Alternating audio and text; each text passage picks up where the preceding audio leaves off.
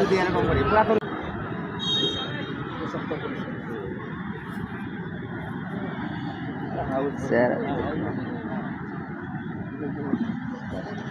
এবং ঈমান আনয়ন করে, নিশ্চয়ই তাদের জন্য রয়েছে অশেষ পুরস্কার। এরপরও বলতে পারো কোন জিনিস তোমাদেরকে মানুষের সেবায় সর্বদা নিজেকে